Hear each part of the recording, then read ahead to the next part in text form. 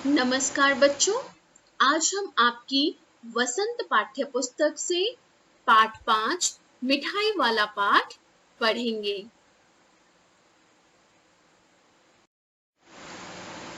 बहुत ही मीठे स्वरों के साथ वह गलियों में घूमता हुआ कहता, बच्चों को बहलाने वाला, खिलौने वाला, बच्चों को बहलाने वाला, खिलौने वाला।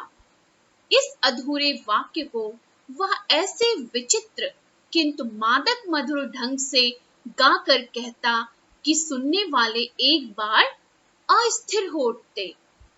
उसके स्नेहाभिषिक्त कंठ से फूटा हुआ गान सुनकर निकट के मकानों में हलचल मच जाती।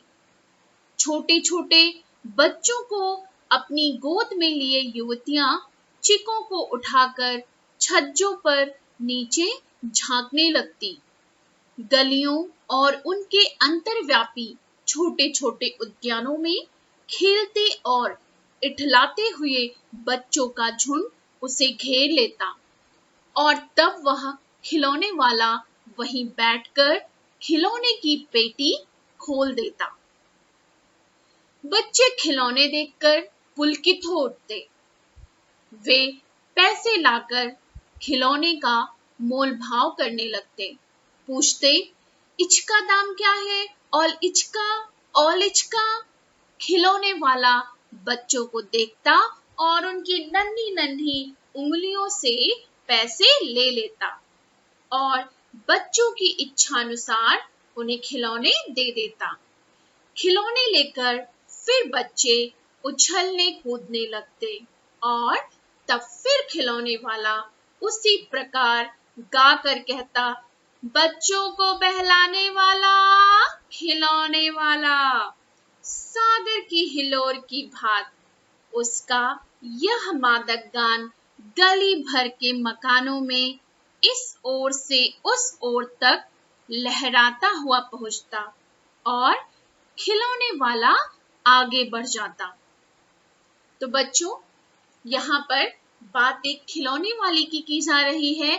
जब वह खिलौने बेचने आता है तो गलियों में भाग दौड़ मच जाती है। छोटे छोटे बच्चे भागने लगते हैं उसके पास, यह देखने के लिए कि वह कौन सा खिलौना लेकर आया है और सारे बच्चे बहुत खुश हो जाते हैं। बच्चे तो बच्चे, बड़े भी एक बार अपने घरों से झांकने लगते हैं कि कौन आया है, क्योंकि उसकी आवाज बहुत ही मधुर है, उसकी आवाज में आकर्षण है। तो जब वो बोलता है, बच्चों को बहलाने वाला, खिलौने वाला, तो हर कोई एक बार उसको देखना चाहता है। राय विजय बहादुर के बच्चे भी एक दिन खिलौने लेकर घर आए। वे दो बच्चे थे, चुन्नू और मुन्नू। चुन्नू जब खिलौने ले आया तो बोला, मेला घोला कैछा छुंदल है। मुन्नू बोला, और देखो मेला कैछा छुंदल है। तो बच्चों, यहाँ पे राय विजय बहादुर के दोनों बच्चों की बात हो रही है। वे बच्चे हैं चुन्नू और मुन्नू। तो चुन्नू और मुन्नू भी मिठाई वाले से कुछ खिलौने खरीद कर ले आते हैं। जब चुन्नू मुन्नू घर में खिलौने लेकर आते हैं तो वे उछलने लगते हैं, क्योंकि वे बहुत खुश होते हैं, उन्होंने नए खिलौने खरीदे हैं। उनकी माँ ने जब खिलौने देखे तो माँ ने पूछा, बेटा कितने पैसे में ये खिलौने लिए? तो चुन्नू मुन्नू ने बोला, 2 पैसे में खिलौने वाला दे गया ये। तो रोहिणी जो उनकी माँ है, चुन्नू मुन्नू जो बच्चे हैं उनकी माता का नाम रोहिणी है। तो रोहिणी जो है सोच में पड़ जाती है कि खिलौने वाला इतने सस्ते दामों में ये खिलौने क्यों देके गया। फिर थोड़ी देर बाद रोहिणी किसी और काम में व्यस्त हो जाती हैं, तो वे इस बात को भूल जाती हैं। लेकिन वो एक बार ऐसा सोचती हैं कि खिलौने तो देखने में अच्छे लग रहे हैं, तो ये खिलौने वाला इतने कम दामों में खिलौने क्यों बेच रहा है। तो उसके बाद बच्चों, 6 महीने बाद क्या होता है, अब हम ये देखते हैं। 6 महीने बाद क्या होता है कि खिलौने वाला चला जाता है। अब उसी गली, उसी मोहल्ले में एक मुरली वाला आ गया है और अब वो मुरली बजा बजा कर मुरली बेच रहा है और हर तरफ सबके घर पर यह समाचार फैल गया है कि एक नया मुरली वाला आया है, बहुत अच्छा मुरली बजाता है और बच्चे उसकी मुरली सुनने के लिए उसके पीछे पीछे भागते रहते हैं। तो क्या होता है कि कुछ लोग बातें करते हैं उसके बारे में। एक बार आप लोग ध्यान से सुनिए, मैं पढ़ रही हूँ। नगर भर में 2-4 दिनों से एक मुरली वाले के आने का समाचार फैल गया। लोग कहने लगे, भाई वाह, मुरली बजाने में वह एक ही उस्ताद है। मुरली बजाकर, गाना सुनाकर वह मुरली बेचता भी है, सो भी 2-2 पैसे में। भला इसमें उसे क्या मिलता होगा? मेहनत भी तो ना आती होगी। एक व्यक्ति ने पूछ लिया, कैसा है वह मुरली वाला? मैंने तो उसे नहीं देखा। उत्तर मिला, उम्र तो उसकी अभी अधिक ना होगी, यही 30-32 का होगा। दुबला पतला गोरा युवक है, बीकानेरी रंगीन साफा बांधता है। वही तो नहीं जो पहले खिलौने बेचा करता था? यहाँ पर गली मोहल्ले में लोग उसके बारे में बातें कर रहे हैं और जब एक व्यक्ति उसका हुलिया बताता है कि वह कैसा देखने में लगता है, तो दूसरी बोलता है, अरे वो तो नहीं, एकदम खिलौने वाला पहले आता था खिलौने बेचने, वैसे ही तो वो भी लगता था। हाँ, जो आकार प्रकार तुमने बतलाया उसी प्रकार का वह भी था, तो वही होगा। पर भाई, है वह एक उस्ताद? प्रतिदिन इसी प्रकार उस मुरली वाले की चर्चा होती। प्रतिदिन नगर की प्रत्येक गली में उसका मादक मृदुल स्वर सुनाई पड़ता। बच्चों को बहलाने वाला, मुरलिया वाला। रोहिणी ने भी मुरली वाले का यह स्वर सुना। तुरंत ही उसे खिलौने वाले का स्मरण हो गया। उसने मन ही मन कहा, खिलौने वाला भी इसी तरह गा गा कर खिलौने बेचा करता था। रोहिणी उठकर अपने पति विजय बाबू के पास गई और उन्होंने विजय बाबू से बोला कि जरा आप भी मुरली वाले को बुलाइए, चुन्नू मुन्नू के लिए हमें मुरली खरीदनी है।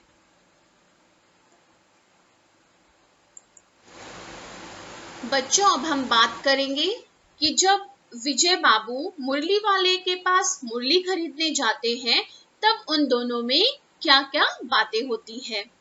तो विजय बाबू जाके पूछते हैं कि मुरली वाले, कितने में मुरली दे रहे हो? तो वो बोलता है, हाँ बाबूजी, क्या पूछा था आपने, कितने में दी?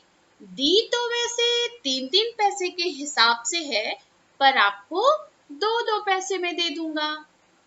तो ऐसा सुनकर विजय बाबू भीतर बाहर दोनों ही रूपों में मुस्कुरा दिए। मन ही मन कहने लगे, कैसा है, देता तो सबको इसी भाव से है, पर मुझ पर उल्टा एहसान लाद रहा है। फिर बोले, तुम लोगों को झूठ बोलने की आदत होती है, देते होगे सभी को 2-2 पैसे में, पर एहसान का बोझा मेरे ही ऊपर लाद रहे हो। मुरली वाला एकदम अप्रतिभ हो उठा। बोला, आपको क्या पता बाबूजी कि इसकी असली लागत क्या है? यह तो ग्राहकों का दस्तूर होता है कि दुकानदार चाहे हानि उठाकर चीज क्यों ना बेचे, पर ग्राहक यही समझते हैं कि दुकानदार मुझे लूट रहा है। आप भला काहे को विश्वास करेंगे? लेकिन सच पूछिए तो बाबूजी, असली दाम 2 ही पैसा है। आप कहीं से 2 पैसे में ये मुरली नहीं पा सकते। मैंने तो पूरी 1000 बनवाई थी, तब मुझे इस भाव में पड़ी है। विजय बाबू बोले, अच्छा, मुझे ज्यादा वक्त नहीं, जल्दी से 2 ठो निकाल दो। 2 मुरलियां लेकर विजय बाबू फिर अपने घर चले जाते हैं और मुरली वाला देर तक उन बच्चों के साथ मुरली बेचता रहता है और बच्चे भी उसके पीछे पीछे घूमते रहते हैं। वह मुरली वाला बच्चों से बहुत प्रेम युक्त बातें करता था। बच्चे भी उसको बहुत पसंद करते थे। अगर कोई बच्चा घर से पैसा नहीं लाता था, उसकी माँ उसको पैसा नहीं देती थी, तो मुरली वाला उसको बिना पैसे के ही मुरली दे देता था कि जिससे बच्चे खुश रहे। तो वह बच्चों से बहुत प्यार करता था। कुछ दिन बीतता है तो रोहिणी सोचती है, अरे आजकल तो इस मुरली वाले की आवाज नहीं आ रही है, क्या हुआ, आजकल ये नहीं आ रहा है। तो उसको क्या होता है, थोड़े ही देर में वह सोचती ही रहती है कि थोड़े ही देर में उसको दूसरी गली से आवाज आती है, बच्चों को बहलाने वाला मुरलिया वाला। तो वो समझ जाती है, अरे वही मुरली वाला है, आजकल इस गली में ना आकर दूसरे गली में मुरली बेच रहा है। रोहिणी इसे सुनकर मन ही मन कहने लगी, इसका स्वर कितना मीठा है। बहुत दिनों तक रोहिणी को मुरली वाले का वह मीठा स्वर और उसके बच्चों के प्रति वह स्नेह से बातें याद आती रही। महीने के महीने आए और चले गए, फिर मुरली वाला ना आया। धीरे धीरे उसकी स्मृति भी क्षीण हो गई। मतलब कि पहले जो अक्सर आया करता था, अब वो आना बंद कर दिया। और रोहिणी वही सोच रही है कि मुरली वाला आजकल आता क्यों नहीं है। लेकिन धीरे धीरे रोहिणी भी इस बात को भूल गई कि यहाँ कोई मुरली वाला भी आता रहा होगा, वो अपने कामों में व्यस्त हो गई। उसके बाद बच्चों 8 महीने बाद क्या होता है, हम उसको पढ़ते हैं। सर्दी के दिन थे। रोहिणी स्नान करके मकान की छत पर चढ़कर अजानुलंबित केश राशि सुखा रही थी। अर्थात रोहिणी छत पर थी और वो अपने बालों को सुखा रही थी। इसी समय नीचे की गली में सुनाई पड़ा, बच्चों को बहलाने वाला मिठाई वाला। मिठाई वाले का स्वर उसके लिए परिचित था। झट से रोहिणी नीचे उतर आई। उस समय उसके पति मकान में नहीं थे। हाँ, उनकी वृद्धा दादी थी। रोहिणी उनके निकट आकर बोली, दादी, चुन्नू मुन्नू के लिए मिठाई लेनी है, जरा कमरे में चलकर ठहराओ। मैं उधर कैसे जाऊं, कोई आता न हो, जरा हटकर मैं भी चिक्की ओट में बैठी रहूंगी। दादी उठकर कमरे से आकर बोली, ए मिठाई वाले, इधर आना। मिठाई वाला निकट आ गया, बोला, कितनी मिठाई दूं मां? ये नए तरह की मिठाइयां हैं, रंग बिरंगी, कुछ खट्टी, कुछ मीठी, जायकेदार, बड़ी देर तक मुंह में टिकती है, जल्दी नहीं घुलती। बच्चे बड़े चाव से चूसते हैं। इन गुणों के सिवा ये खांसी भी दूर करती है। कितनी दूं? चपटी गोल पहलदार गुड़ियां हैं, पैसे की 16 देता हूं। इस प्रकार मिठाई वाला अपनी मिठाइयों की विशेषता बताने लगा। उसने कहा कि वह पैसे की 16 मिठाइयां देता है। दादी ने उससे 25 मिठाइयां देने को कहा तो वह नहीं माना। रोहिणी ने दादी से कहा कि वह 4 पैसे की मिठाइयां ले लें। फिर उसने दादी से मिठाई वाले से पूछने को कहा कि क्या वह शहर में पहली बार आया है।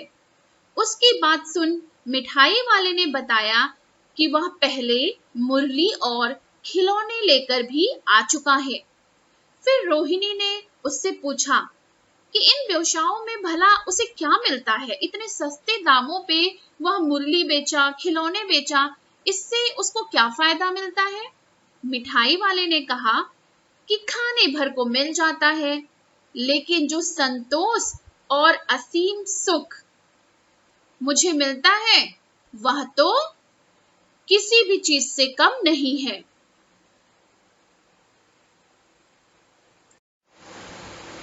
जब मिठाई वाले ने ये कहा कि उसे संतोष और असीम सुख मिलता है, तो इससे रोहिणी की उत्सुकता बढ़ गई, क्योंकि भला कौन व्यापारी है जो अपना हानि चाहेगा, सिर्फ बच्चों की खुशी देखेगा।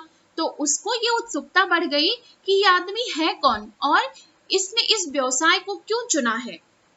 तो जब रोहिणी ने उससे पूछा तो मिठाई वाले ने बड़ी ही गंभीरता से अपना मार्मिक कहानी बताना शुरू किया।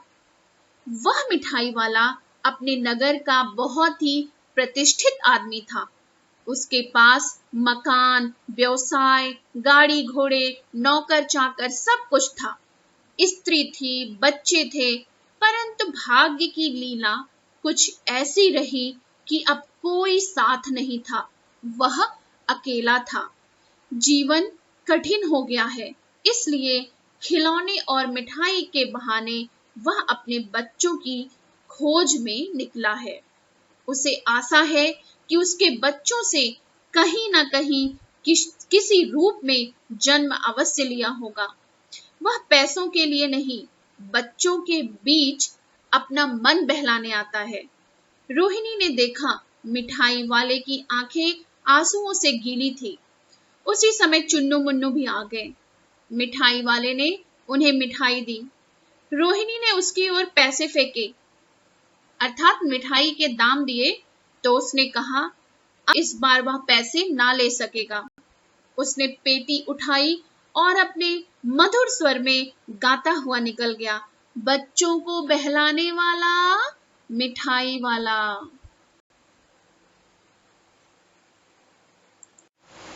बच्चों, अब हम बात करते हैं इस पाठ के प्रश्नोत्तर की। तो पहला प्रश्न है, मिठाई वाला अलग अलग चीजें क्यों बेचता था और वह महीनों बाद क्यों आता था?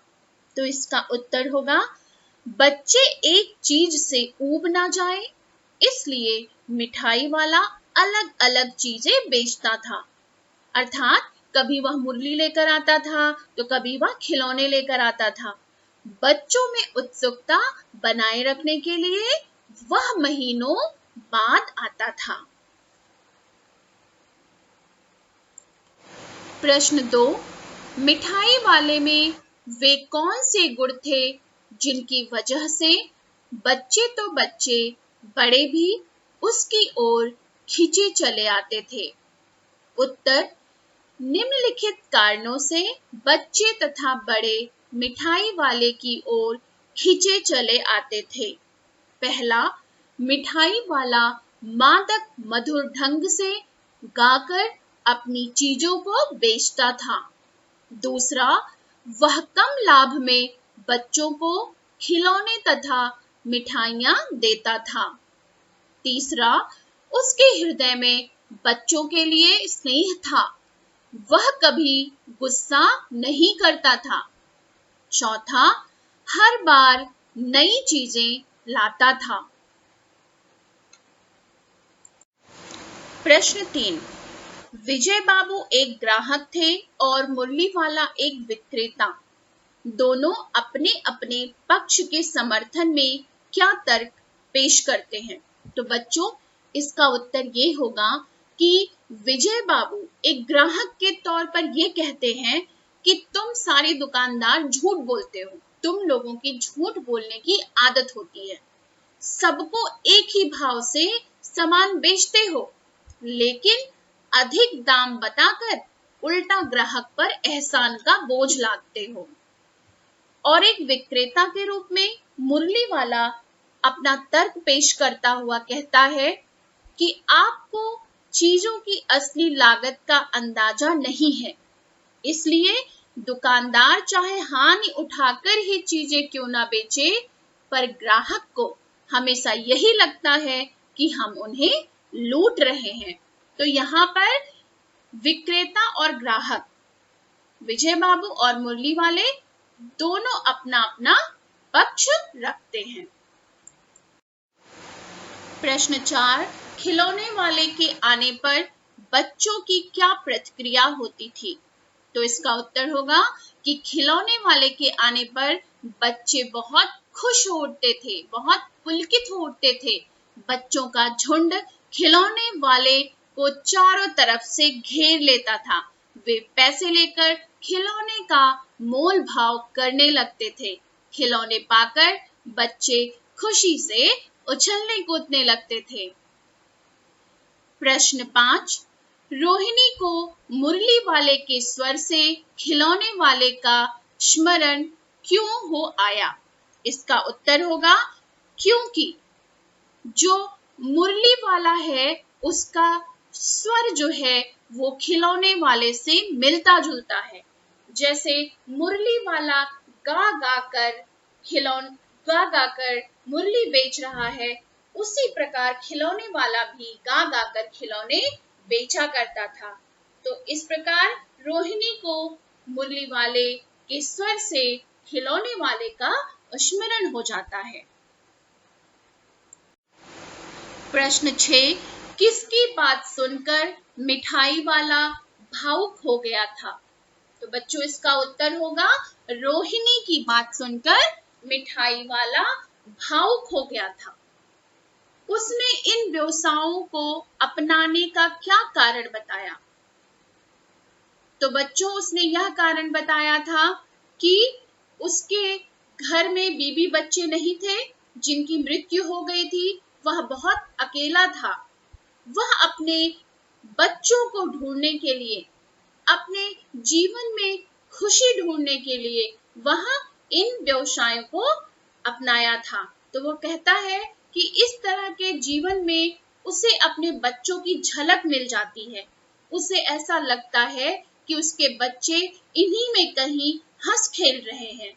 यदि वो ऐसा नहीं करता तो उनकी याद में घुल घुल कर मर जाता, क्योंकि उसके बच्चे अब जिंदा नहीं थे। इसी कारण उसने इन व्यवसायों को अपनाया था। प्रश्न 7, अब इस बार ये पैसे ना लूंगा। कहानी के अंत में मिठाई वाले ने ऐसा क्यों कहा? उत्तर, कहानी के अंत में रोहिणी द्वारा मिठाई के पैसे मिठाई वाले ने लेने से मना कर दिया, क्योंकि वह बहुत भावुक हो गया था और चुन्नू मुन्नू को देखकर उसे अपने बच्चों का स्मरण हो आया।